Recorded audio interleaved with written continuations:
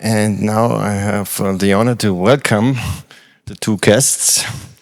Thanks to have you here. And this is Chelenge Van Rampelberg and to Michael Armitage. Please give them a huge applause.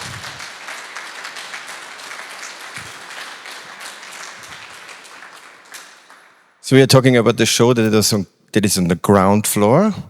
It's a triple show by Chelenge, Michael, and Maria Lassnik. And you went through it. It's an architectural situation, and we combined samples of your oeuvre, of your body of work.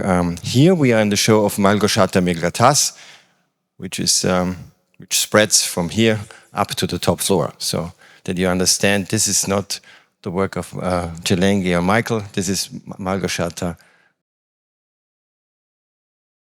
But I want to start with you, Michael, because maybe you can retell how this exhibition started or was launched. Thank you so much, Thomas. Thank you all for coming and being here. At the end of the show that I had a couple of years ago here, Thomas and I were just talking about different artists, and Maria Lassnik came up as one of my most influential artists of recent times. Thomas then mentioned that there was this extraordinary painting that was in the collection here that also rarely gets shown. And then we started thinking of maybe there's a way we can do something together. As a figurative painter, someone who's interested in the representation of the body and the ways that one can then engage in other ideas, Maria Lassnik, for me, was a total revelation the first time I saw her. I'd never seen someone thinking and exploring her own body, her mind, her thoughts in the way that she did with the figure and the destruction of the figure, and then thinking about perspective. And that led me to also then think about Chelenge's work, where, again, for me, and I don't want to speak for Chelenge, but this kind of endeavor of mining one's own self and experience, and trying to give form to something that's quite intangible, felt that there was something familiar and interesting, and both of them coming from totally different lives, geographies, having, again, very little in common. To me, I was interested in seeing how the kind of endeavor that's beneath that's common to many artists, just seeing how that would work in the context of their work in the same space. So then with this less formed in my head, I said to Thomas, what do you think about this? And he was super excited, and completely up for making it happen. And the second step, thank you so much. The second step was then to involve Maria Lassnik Stiftung, Maria Lassnik Foundation, which has its headquarters in Vienna. And we transmitted this idea to Mr. Pakish, who was present yesterday night as well. He is the board at the Lassnik Stiftung, and he was also very fond of this idea, so everything came very easily together. And finally, we brought you here as well, which is the greatest thing. And you said something very moving and touching yesterday, Chelenge, because I said, we are here, but Maria Lassnik is not here. And what did you say? Good morning, everyone. When I came here yesterday, it's the first time also to be here. And Michael guided me to come inside, and it was so beautiful what I saw. And I met Maria Lassnik yesterday. She was down there with us yesterday. It was so powerful because I've never met her. And I got to see her work, like in real life, from her hand, a beautiful work.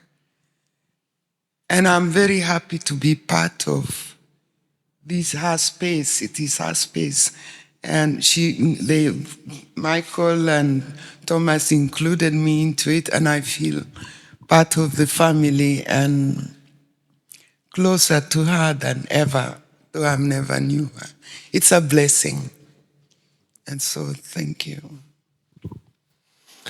And Chelenge, can you describe some of your works? Maybe you retell the story about Eve. This is one of, Chelenge has these two pedestals with sculptures, and then there are woodcuts on the concrete walls.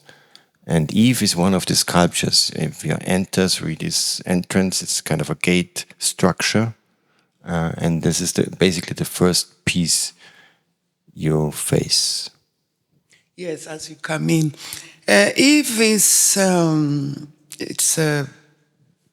wood I use is African black wood, which is called ebony.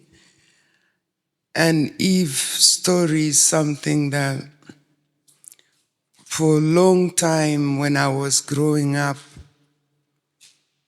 it was always the girl child will be raised to be a mother, leave her parents and go and be, a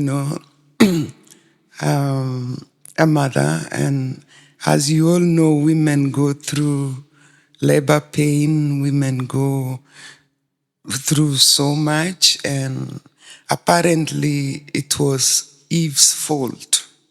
So I always try to go back to the Garden of Eden to understand what really happened. There was a time I was even fighting with God. I said, you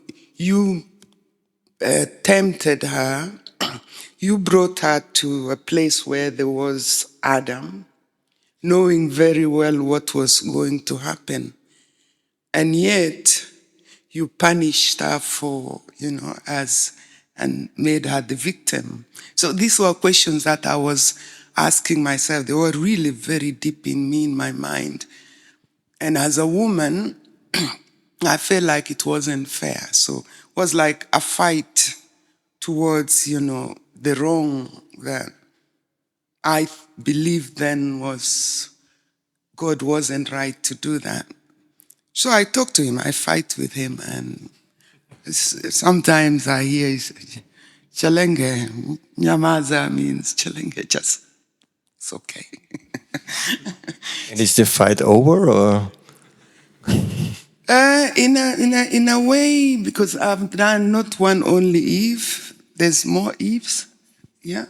I think there's Eve 1, 2, 3, there's Adam, and also there's Adam's apple. Adam's apple is again another, it's all that part of Garden of Eden. And when you are young and you following what the Christianity talk about, and you are not supposed to question. And I think I question as an artist, I feel I have the right to know, but you are not meant to question. Just believe and don't question. Well, I went my own way, went behind and did my own research, fought with, and yeah, that's why Eve is where she is today. Thank you.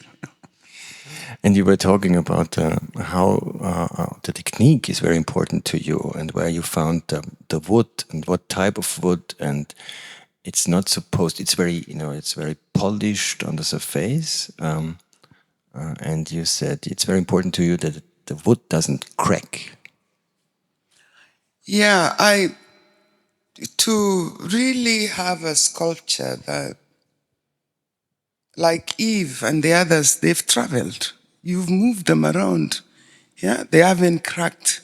It's because to do a sculpture, one has to really be selective in good wood that doesn't crack.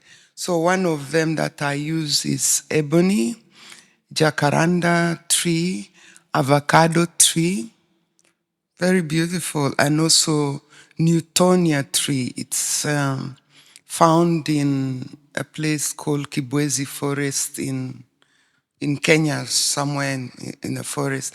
And for African blackwood ebony, it's actually found also in Ukambani area, all the way towards the coast and all the way to Tanzania. But now it's forbidden, so we can't have them anymore. And I'm happy, let's stay where it is. I've tried to work with ebony. It's a very beautiful wood to work on. It really gives you all the joy of pleasure, you know. And it's not an easy wood to cut because it breaks chisels. You need protection. So I would wear fiberglass cover-up masks, something like that. A little piece when you chip, it flies, then it goes, twing. You hear the sound. It's blacks, you know, just like bits from cutting.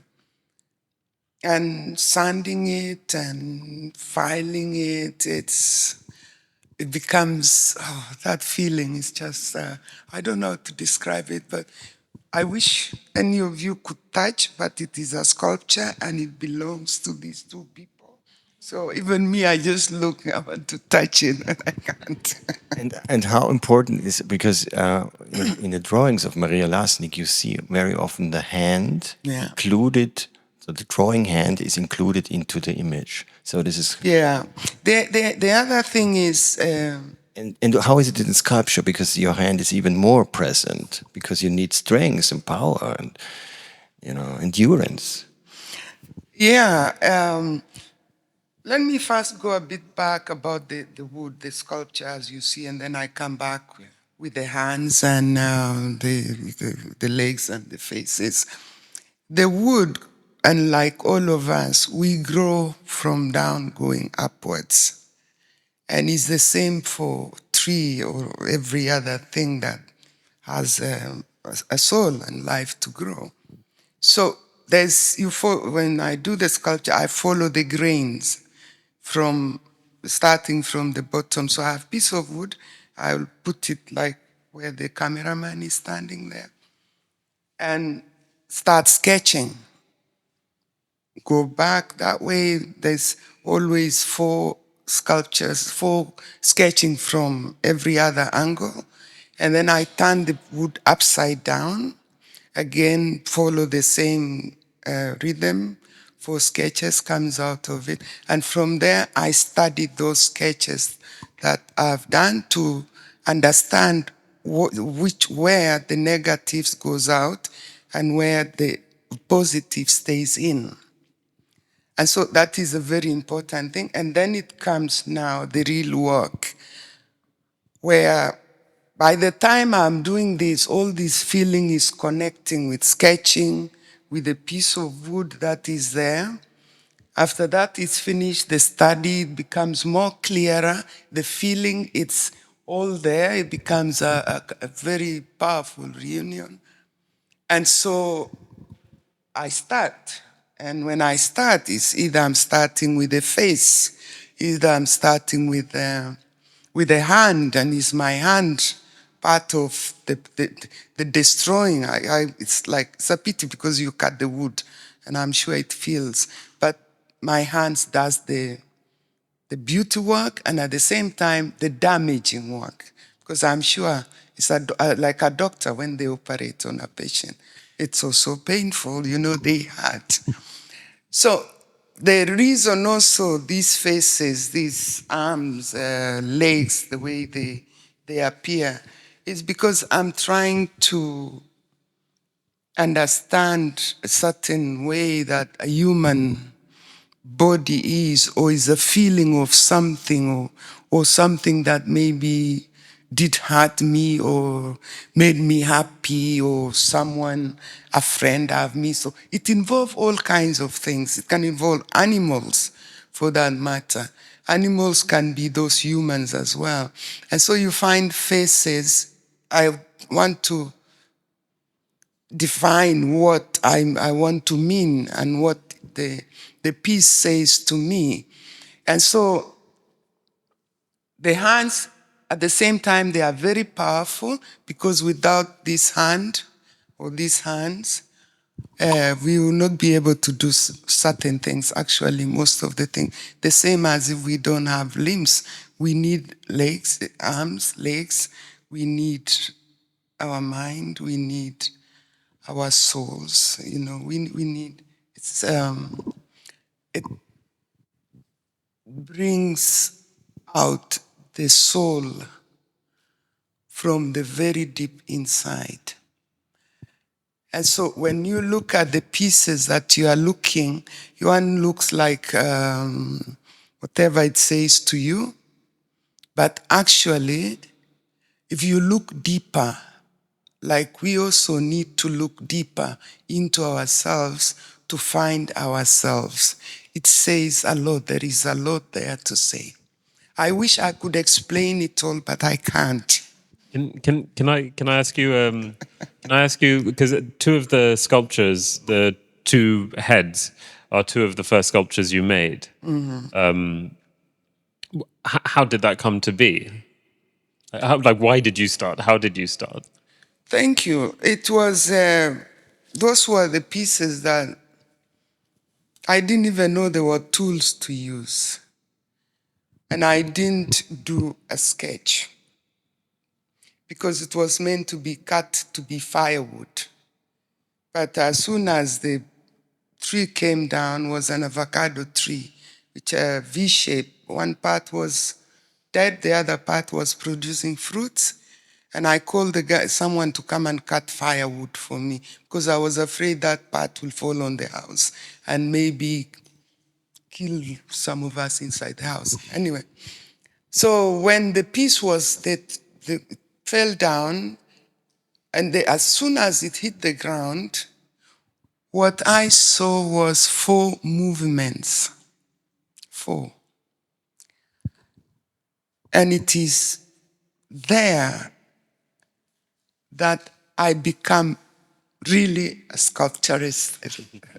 I started eating wood because it's those 4 movements were really strong. I like, wow, you see people, figures moving on the ground.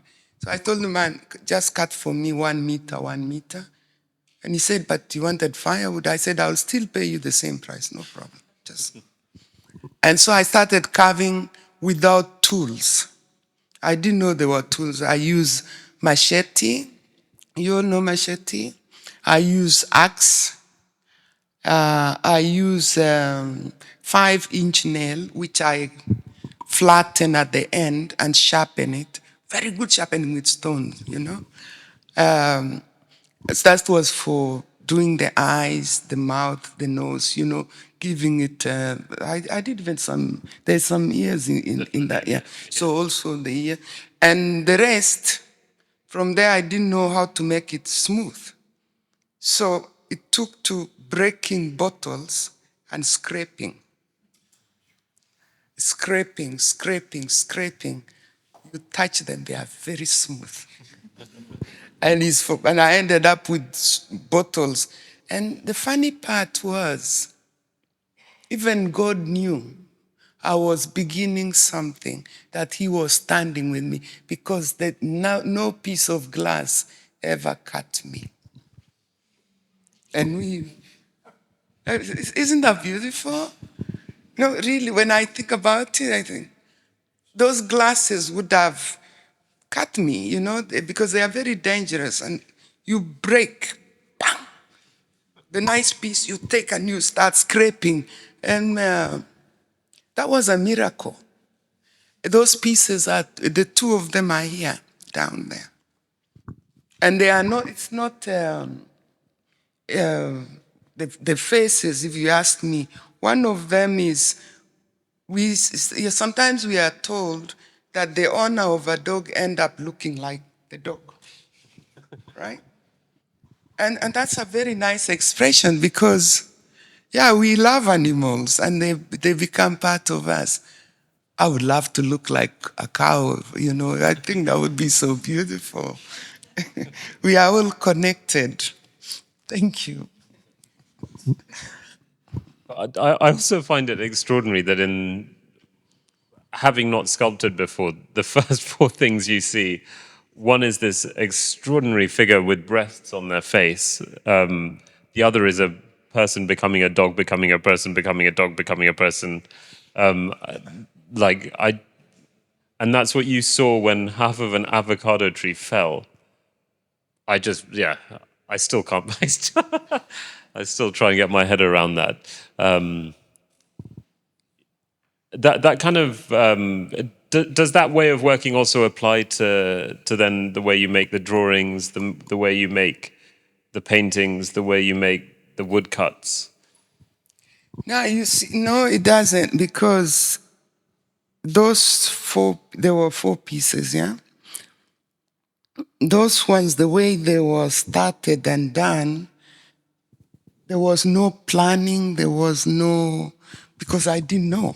I knew nothing.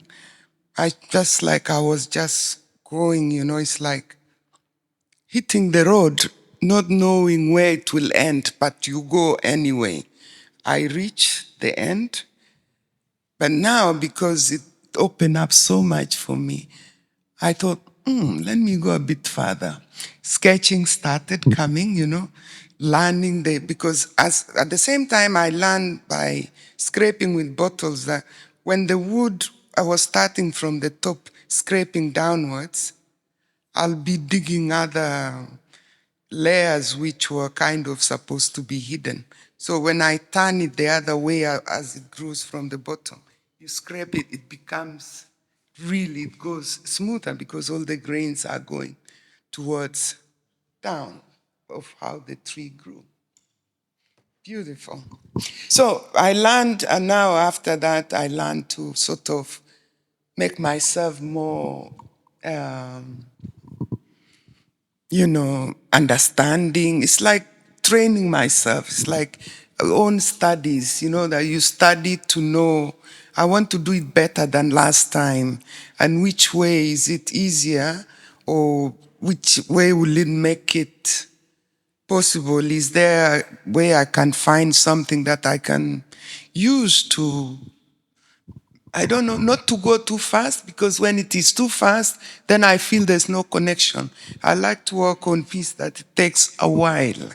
We grow together, and in the end, we have nothing to say together anymore. To each other, we hug. I say thank you for the good time. So it became a lot of studies with the second part and the third and the fourth, and that's what still goes on. The same as in etchings. Etching is the only work that I learned. There was a Watatu Gallery. They brought a guy from South America to teach us how to do etchings, and we used plywood. In my country, we didn't have MDF in those days, so we go and buy plywood. Everybody know what plywood is. And little tools to, that was so exciting. That was very exciting. We do it with ink and also metal with acid. From acid, I escaped because I didn't like acid. So I never did the metal, I did only one. But the rest came because of being trained by that person, and I thank Gallery Watatu for really adding something to my work in life as an artist, because I learned the techniques of etchings through them. And so those pieces are also down there. Michael, your practice is also a kind of a very kind of long-term project. You like to come back to things you started and rework it and rework it and rework it. Yeah, this is true. I'm going to do a slight sidestep. But the first artist I met and knew and saw making work that had, a huge impact on me was actually Chelenge. The first time I knew or met any other artist was through Chelenge. And one thing I remember being struck by is that there could be literally months, if not years, between kind of taking on a new group of sculptures or paintings. Like things could sit aside and just build, or whatever was growing and going on inside you, that would then lead to an extraordinarily intense period of making. Is that correct, or is that just how I saw them? Okay, good. Phew.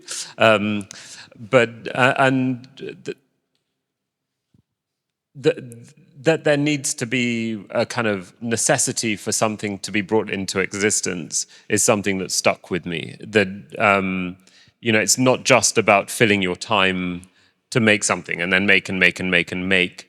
Was something that has always really, at different times, I've worked in the way that I would make all the time. But then slowly with time, I realized that both in terms of finding a kind of purpose in the work and in the subjects, and then through the process where, as Thomas said, once I find something that's interesting, I'll sit with it, sometimes for several years, sometimes for a little bit less. But because the act of making a painting is usually, for me, around a 2-year period, the subject also has to sustain that and provide something. I don't like looking for answers. I don't like looking for resolution, but I do like sitting with something that I find problematic in some way. And I find painting, for me personally, an amazing way of reflecting on different aspects of life without expecting resolution. So, and I feel there's something of that was a seed that was planted in what I took from how you worked and how I saw you working early on, about the point that there's a necessity to expression. Can I also ask you something? I don't know, I've never been to your studio. Do you sometimes start something and go, halfway and then feel like you lost your way and you start something else? Yeah, I think that's how I used to feel about it, I would say, that I'd lost my way. But I think sometimes it's also, I find that it just I need time to come to terms with something that I've made. And so sometimes I feel like there are things that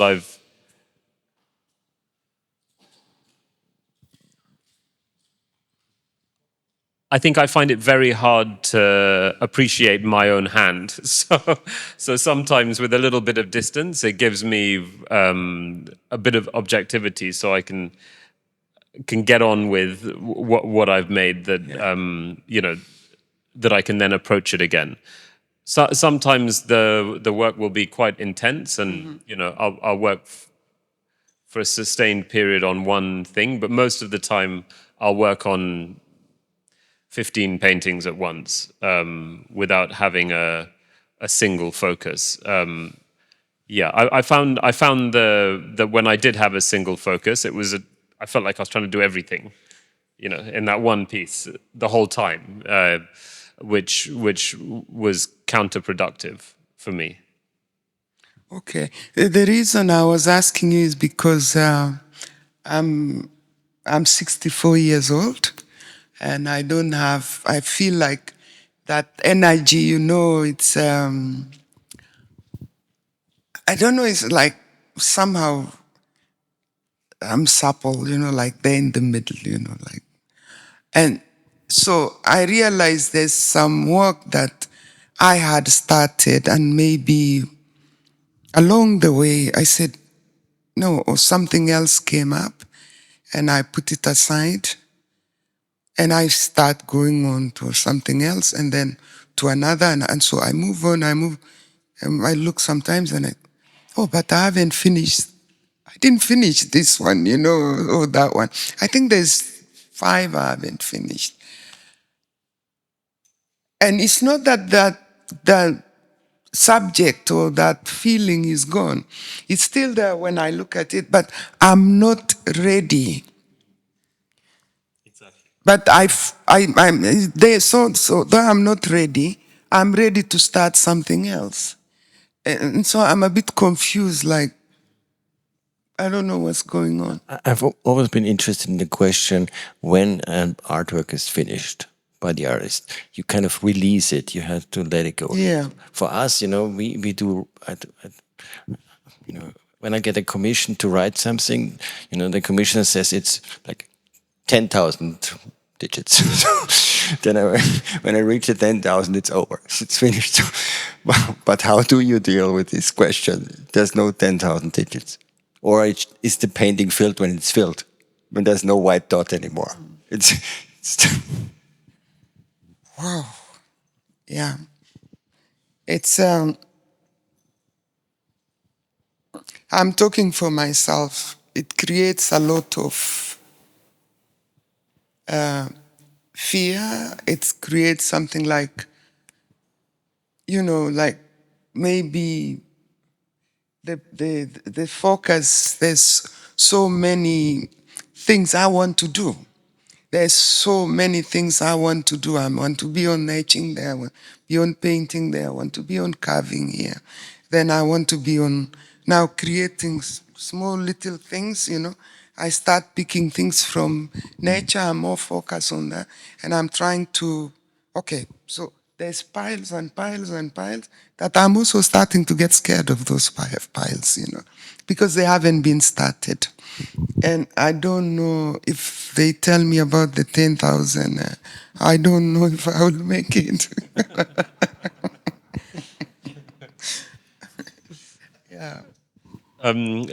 Yeah, and again, to what you said about sometimes it just isn't the right time. I've had that experience recently where about 10 years ago, maybe a little bit more, I tried to make a painting thinking about the migrant route through the Sahara and the Mediterranean. And I made a pretty terrible painting, to be honest. And I saw like immediately that I didn't feel like I had the facility at that time to approach the subject, and I needed to give it more time,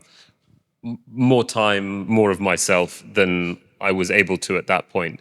And then it took maybe 8 years, and then I spent the last 2 years working, 2.5 years working on that subject. And for me, like again, I couldn't tell you why. I couldn't tell you what it is, but there was a point at which it became necessary again. And for whatever reason, that allowed me to make the work. Finishing it is always...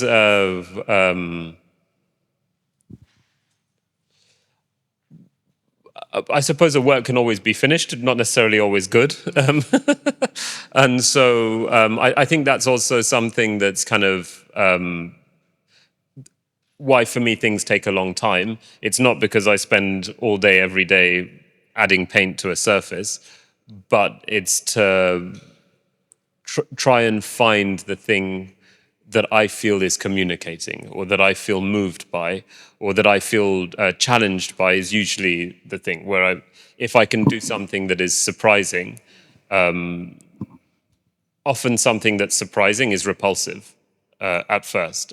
And that, again, is something that for me takes time to, when I say come to terms with my own hand. And I often feel that painting or making objects is often about how you use the mistakes, and that they're kind of accumulations of things that you wish you could do better or you could articulate better, but then those are the things that allow it to remain with you, that stay in your imagination when you leave, that make it different to what you'd expect. But I don't know, I couldn't say... Every time I feel like something's done, I come in the next day and I realize it's terrible. I gotta go again. And then there's just a point. Yeah. Down there's a wall with several watercolors. You address them as drawings, though. and you don't consider them as artworks, you insist. And these are, what are they? They are studies, notes, ideas. But it's ideas is normally something I have in my mind, and you make an image out of it.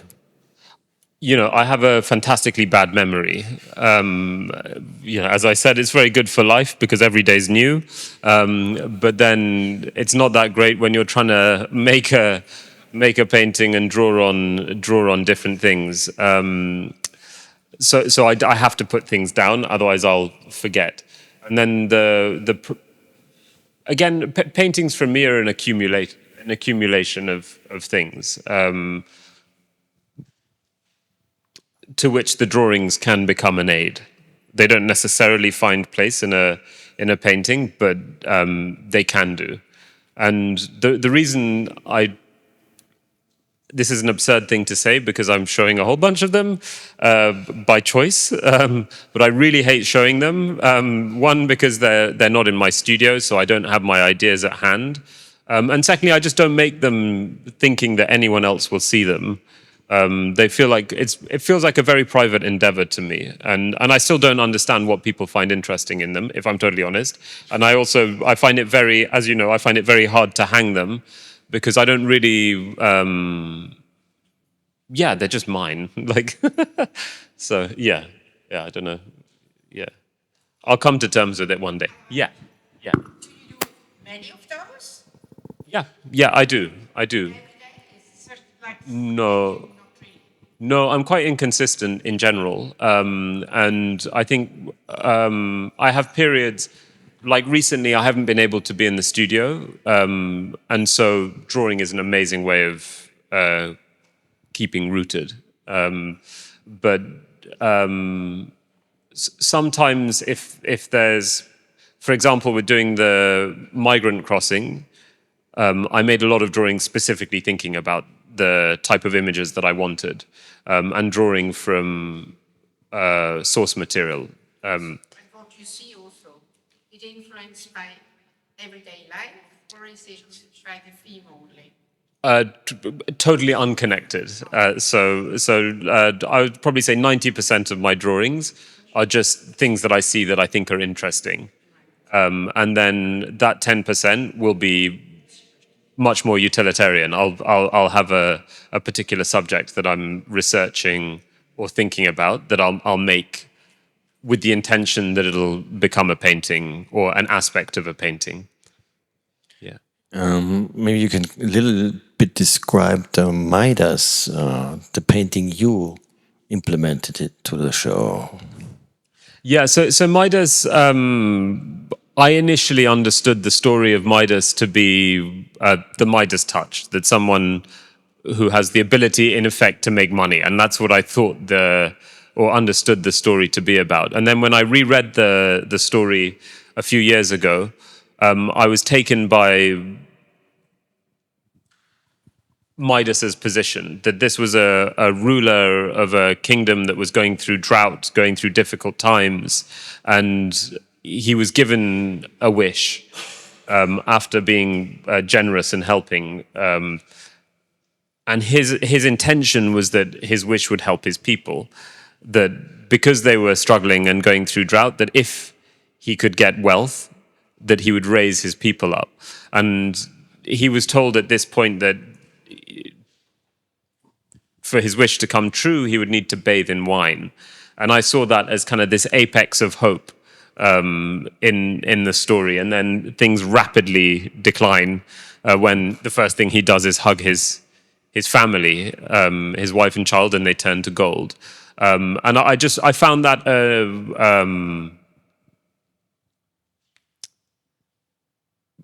particularly, without getting too pretentious, but particularly in a time where things are always presented as good and bad, that one can have good intentions and have bad outcomes, and that this story was used in a very specific way most of the time that I had encountered it. I found that interesting, and I found it could be something that spoke to the problems of power, and on a personal level. you know, just trying to come to terms with that. Something of wanting to do something for a good reason, but it not necessarily turning out that way. So Midas is now from downstairs, is in a part of kind of northern Kenya which suffers from drought, and I kind of thought of a leader, one of the guys from there, having this moment where he was bathing himself in red wine, and it just being a painting about hope, and just that moment before things turn. In terms of iconography, it reminded me a little bit because it's a kind of a bathing, but it's also kind of a baptizing, right? And it's the only male, and it's a male nude, and in iconography it reminded me a little bit of the baptism in Jordan. Did you think of that? No. I didn't think of that specifically, but that painting for me has a lot. I owe a lot to looking at Titian's Pieta in that, which again for me is an extraordinary painting because it feels like this bottleneck of art history where you can see everything that came before and everything that would come afterwards in terms of Western art history. There's the structure of it is so dependent on 14th century iconography, the Renaissance, and then you have everything that comes after. I mean, you have Degas in that, you have Goya, you have Rembrandt, you have what people make now in the language and the breakdown of the language. And how he used a different language for different figures, that the way something is painted can... It's not only about the image, but it is also about what the figure is going through and trying to convey something like that. And that language, or literally the marks, can affect how you interact with each individual figure was something I thought about in the painting downstairs. Accademia Venezia. Chelenge, do you want to add something?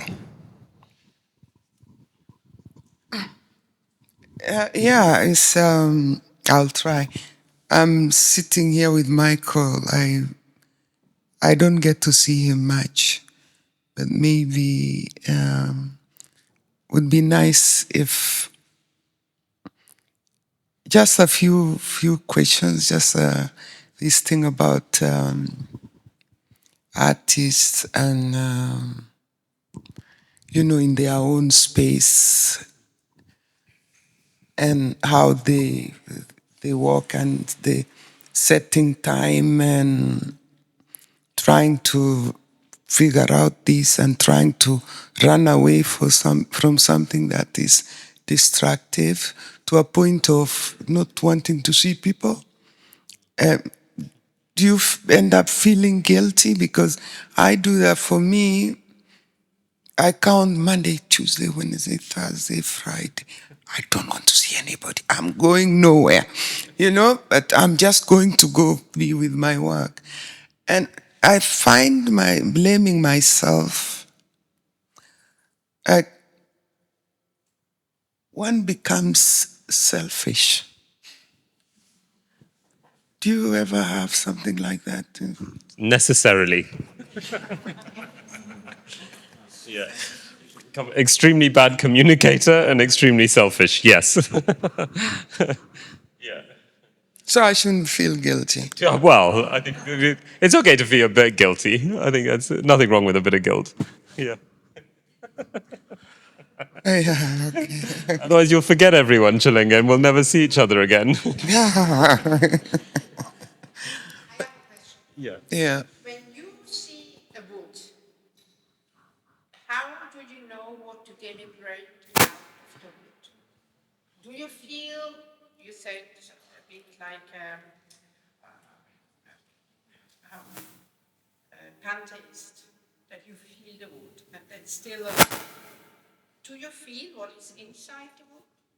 I mean, wood. There are moments, thank you for that question, it's very beautiful, thank you. There are moments, you know, the wood, it's sometimes you have to go and hunt to find the wood, where to buy them and how to get them home. And sometimes you are lucky to find there's a place where there's a lot someone has cut and it's a lot of them. And so you have to look at all this wood, you know. And the most amazing thing is you look at all of them and some are sitting on top of each other, some are at the bottom.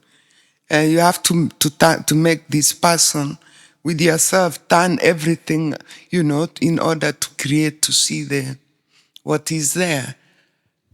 And yes, there are pieces of wood that speaks to me. And there are those that says nothing to me. And it's okay. It's okay. I don't have fear. I will get them. I'll get the ones that speaks to me. I'll start my sketches so that I don't forget that communication we had with those pieces. And the ones that didn't speak to me, I will find a way to try and understand the wood and find, you know, how we can kind of come to one space and sort of spend time together and see how it's like a relationship, you know. I try to say it's not, you know what I mean. Yeah, sorry. You are also using living material for your paintings. This is special reading for you. And do you make the themes by yourself, or are these other people doing for you? I started working with the bark cloth as I wanted a way of rooting my work in East Africa. One of the things, having lived outside of Kenya now for a larger part of my life than I lived in Kenya, and particularly for my career existing entirely outside of Kenya, I had to come to terms with the fact that just by that there is something exotic in 99% of the places that I work in about the fact that I come from somewhere seen as exotic. And it came with a whole bunch of issues that I just didn't want to have to think about all the time, because I didn't feel that they were my problems. And so one of the things that was clear to me was that if you want to work in a medium, which I did, painting, that is a Western medium with a very deep Western history, where a lot of the evolution of mark making and image making has been developed in Western histories, that if I were to then use the same ground, so literally from the beginning of the work, it was located somewhere else, it would become very difficult for me to engage in a substantial way with the culture and sociopolitics that I was interested in. So I then spent several years experimenting, using different materials, but I kept coming across this issue where, for example, when I painted on a woven palm leaf mat, it looked like paint on a woven palm leaf mat. And there was something that almost fetishized the surface. But then when I found the bark cloth, ignorant as I was at that time, I didn't realize how much, in particular in Uganda, bark cloth had been used by artists. I didn't know this at the time, but I found it, and then after a couple of years of experimenting, I eventually stretched it and did what you see downstairs, which is use it like a normal canvas. There was something that became interesting to me, that from the beginning, the very beginning of the work, literally the surface, it was located in East Africa, and this gave me a level of freedom, both in subject, in language, that whatever I did was rooted somewhere familiar to me. how that came about is just experiment and trial and error. In terms of stitching the cloth,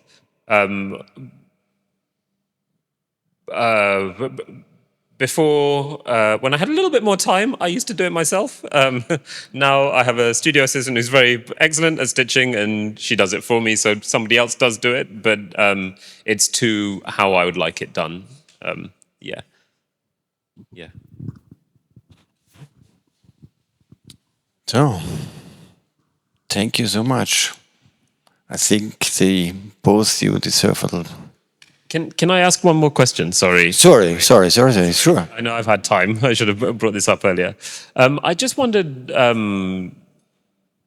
what you both thought about Maria Lassnik.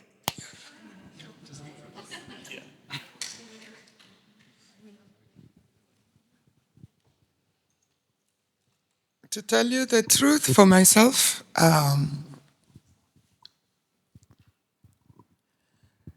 I feel a soul that is far away, yet very close.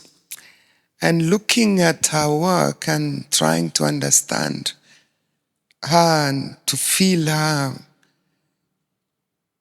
I reach her very easily.